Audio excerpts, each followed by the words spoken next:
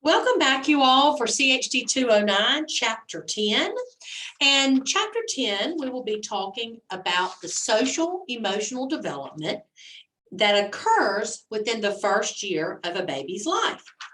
Social emotional development is an important type of development that happens as quickly during the first year as physical and intellectual development. A baby enters the world with unique traits, which are the roots of the child's later personality. By the end of the first year, personality traits are even more evident. Social emotional development involves a person's concepts about him or herself, as well as concepts about others. There are three main aspects or parts of social emotional development. The first is disposition. Disposition is basically just the general mood of a person. Some people have a more cheerful disposition, while others can be a bit more moody. So that is your disposition. The second aspect of social and emotional development is social relations, meaning your interactions with other people or social groups. It could be your family members, your school friends, your club friends, your church friends. And the third and final aspect of social emotional development are emotions.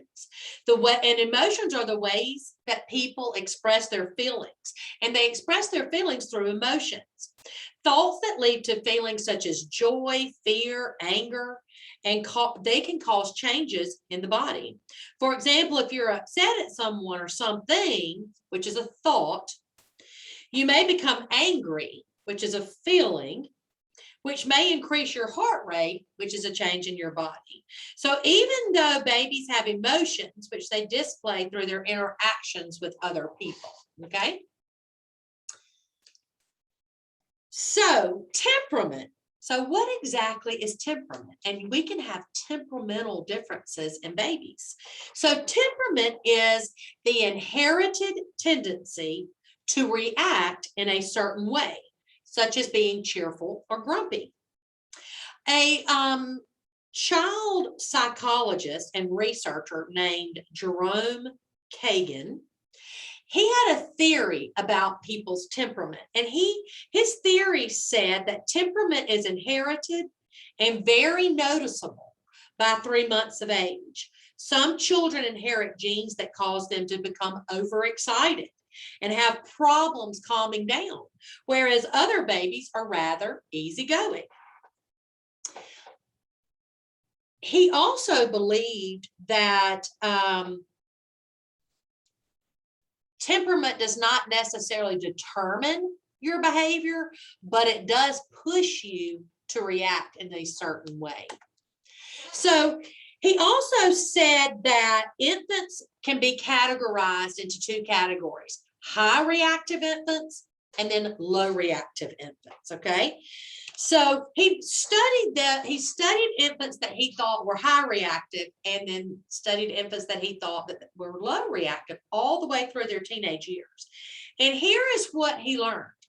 He learned that high reactive infants react to anything new with caution and can become easily physically agitated and distressed, whereas low reactive infants tend to be very sociable, bold. They try new challenges. They don't get upset over things. We might categorize high reactive infants as possibly difficult children, okay? Or they're kind of withdrawn. They protest as infants. They scream when they face new situations. They typically have a rough start, which may cause their parents to have increased feelings of anxiety. However, low reactive infants, or the babies that we might categorize as easy, are cheerful. They have regular habits, meaning their sleep patterns, eating patterns, they're all very regular, and they respond very quickly and positively to a new situation. So one other thing he noticed through the study of both these types of infants and into their teenage years is that their parents' behavior really did negatively affect high reactive children's temperaments. So the way the adult, their parent, their caregiver reacted to those infants either probably pushed them more to that high reactive stage. And this is what he said. He said that the parents of high reactive infants typically soothed them inadequately, okay? Meaning that instead of being calm and consistent in the way they soothed the children, they were not, okay? And we know so that's one thing that high reactive parents don't do. Okay, they don't meet babies' needs calmly. They're kind of overreactors, okay? And they certainly aren't consistent in the way they do things. An alarmist behavior, meaning parents who are alarmist, they're just so fretful. They see danger in everything and everywhere. And so infants who have those kind of alarmist parents, they start feeling anxiety. Okay. And then they become anxious themselves because that's what's been displayed by their parents. And then one more behavior that is a negative impact is intrusive behavior, meaning they're controlling. They don't ever let the child try to get in control. They are very overprotective, these controlling parents. Okay. And children that grow up in those types of environments may have difficulty developing their own coping skills, like they don't know how to do things because they were really never allowed to. So let's talk about social relations. Social refers to a relationship between two or more people. Social development in the first year is shaped by how other people affect the baby and how the baby affects other people. By the end of the first year, social development is well underway. Human relationships are the building blocks of healthy development. Babies are born with tools for social development. Positive interactions between babies and their caregivers are sometimes called serve and return relationships. It's kind of like the game of tennis. So where one plays off of the other, okay? Babies thrive most when they are held, talked to, cuddled, and comforted. They are often happier babies, crying less than those who receive little attention. Parents and caregivers help their babies' intellectual development as well as social development by providing lots of loving care. But infants also enjoy being around siblings and other children and tend to watch and follow them. Infants learn from older children and like to play with other children's toys. Attachment is a closeness between people that remains over time. As you might recall in our previous chapter, bonding, which is developing a feeling of affection, is a special type of attachment between their parents and children. Bonding begins at birth and continues through infancy. Babies are motivated to form attachments. They need a parent's love and care to survive and feel secure. Thus, babies develop an attachment to those who care for them. After disposition and social relations, the third aspect of social emotional development involves expressing feelings. Long before babies express feelings, the emotion center of the brain becomes active. Because feelings are complex and tied to thinking, memory, and even language, wiring for emotions takes 4 years to complete. Brain development research shows that by 2 months of age, infants begin constructing emotions. And by the end of their first year, infants can express love, fear, anxiety, anger, jealousy, joy, and sadness. Infants who express a range of emotions from happy to unhappy show a healthy development. So let's talk a little bit about love and fear. As parents care for their babies and meet their needs, babies become attached to them and begin to feel and show love and affection. Babies show love not only to important adults, but to also children who keep them company. The true emotion of fear is not present at birth. Instead, newborns react with the startle reflex when they hear loud sounds or do not have support for their bodies. Fear as an emotion occurs around 6 months of age. And to experience true fear, infants must know that they can be hurt. Anxiety is a fear of possible future events. The first form of anxiety in an infant is called separation anxiety, which is the fear that loved ones who leave them with other caregivers will not return. Separation anxiety is seen around 8 months of age and peaks between 10 and 18 months of age. So, what about anger? Just as the startle reflex precedes or comes before something, so as startle reflex comes before true fear, infant rage comes before true anger. Infant rage occurs when babies are distressed. Infant rage is not true anger because infant rage is an instinctive response with absolutely no thought, and it is brought on by undirected anger due to a stressful situation for the baby. So that is what infant rage is. In your book, you might want to, in the middle of chapter 10, there is a milestones checklist, newborn and infant social emotional milestones page spread in your book, and you might want to give that a little look. Babies have needs that must be met for healthy social emotional development.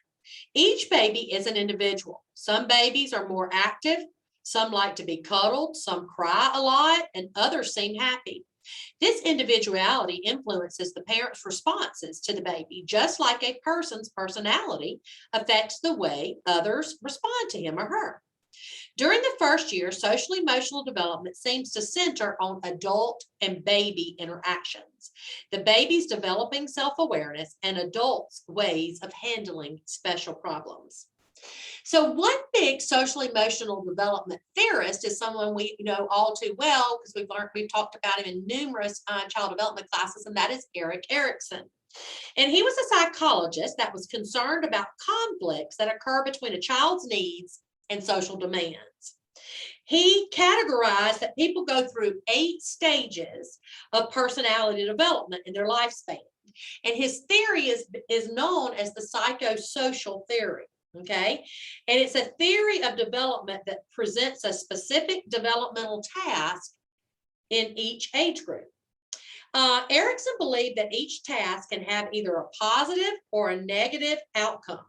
And depending on the outcome of each stage, a person's personality could develop in healthy or unhealthy ways.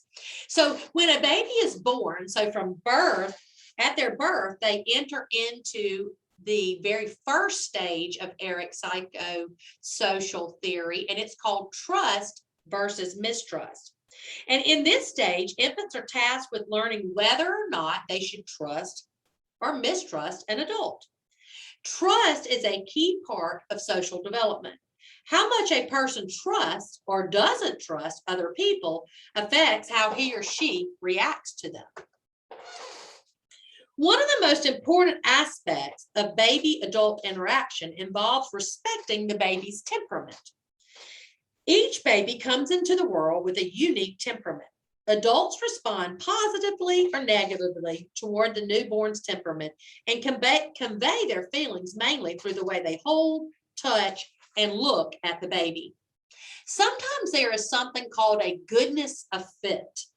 And a goodness of fit is a relationship between a parent's personality and the child's temperament. And what it means is that a child's temperament matches very well to the parent's ideal. Sometimes a fit is not so good. Adults who have good relationships with babies seem to respect their temperaments regardless of fit. So how do we exactly interact with newborns in a positive way that leads to helping us soothe and meet their needs? Newborns need social interaction for development.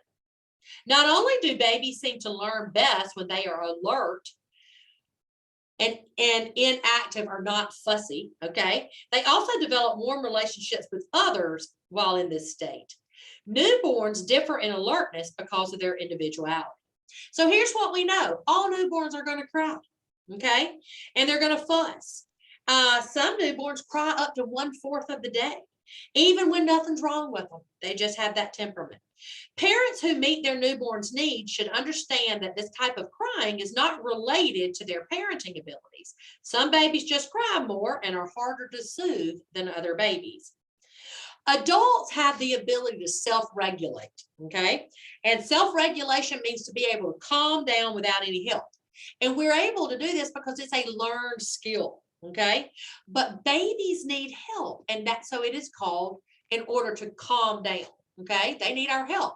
So it's called co-regulation, okay? With an infant or a newborn. When you can do it on your own, it's called self-regulation. But with infants and newborns, it becomes a relationship between the parent and the caregiver and the infant, and so it's called co-regulation. Co-regulation is soothing the baby to aid him or her to calm down. A caregiver who soothes the newborn is called a co-regulator. Newborns who do not receive help in calming down feel vulnerable and often have difficulties with self-regulation later in their life. Through infant and adult interactions, parents and caregivers can help infants learn more about themselves. In the first year, an infant begins to develop self-awareness or an understanding of him or herself as a unique person. So how do infants develop self-awareness? Well, they do it in these 6 ways in front of you. One is by hand regard. Infants are constantly gazing at their hands. They just look at their hands for hours, okay? One is by cause and effect. Infants learn how their movements can affect other objects. Thirdly, name recognition. By 4 months of age, infants recognize their name if used often. 4, recognition of body parts. During the second half of the first year, infants learn to touch body parts, like show me your nose, show me your eyes, show me your ears. So they learn to do that upon request. 5th, mirror play. Looking into mirrors also increases self-awareness. Infants enjoy seeing themselves in mirrors even before they know the images that they can see are actually their own. And lastly, object possession. Toward the end of the first year, infants become possessive about some objects. This should actually be encouraged because infants understanding that some objects belong to them is part of self-awareness. So that is all we have for chapter 10, and I will see you next week.